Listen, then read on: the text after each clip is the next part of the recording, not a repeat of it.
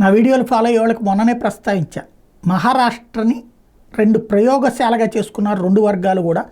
INDIA కూటమైన NDA అయినా, మహాయతైన మహాగఠబంధన్ అయినా, హిందుత్వ సిద్ధాంతం భారతీయ జనతా పార్టీ ఎన్డీఏ కూటమి, మరాఠా హిందుత్వ, ఇది ఫస్ట్ హిందుత్వ, దాంట్లోనే మరాఠా అంతా కూడా అన్నటువంటిది భారతీయ జనతా పార్టీ. వాళ్ళకి ఫేస్ పరంగా దేవేంద్ర ఫడ్నవీస్ వచ్చేటప్పటికి మరాఠాగా లేడు కాబట్టి షిండేని ముందు పెట్టినటువంటి పరిస్థితి, అలాగే అజిత్ పవార్ని ముందు పెట్టినటువంటి పరిస్థితి.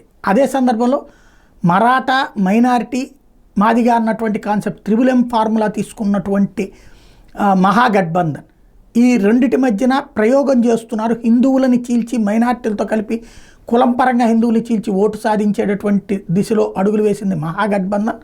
అదే సందర్భంలో మైనారిటీలని పక్కన పెట్టి మెజార్టీలంతా ఏకం కండి లేకపోతే నష్టపోతారన్నటువంటి నినాదాన్ని తీసుకొచ్చినటువంటిది అక్కడ యోగి ఆదిత్యనాథ్, నరేంద్ర మోడీ లాంటి వాళ్ళు మాట్లాడడం ద్వారా భారతీయ జనతా పార్టీ ఈ ఇరు వర్గాల యొక్క ఫార్ములాకి ఇది ఒక ప్రయోగశాల అని మాట్లాడుకున్నాం. ఈ ప్రయోగంలో హిందుత్వ విజయం సాధించింది, మైనార్టీలు పోలరైజ్ అయ్యారు అక్కడ ఖచ్చితంగా.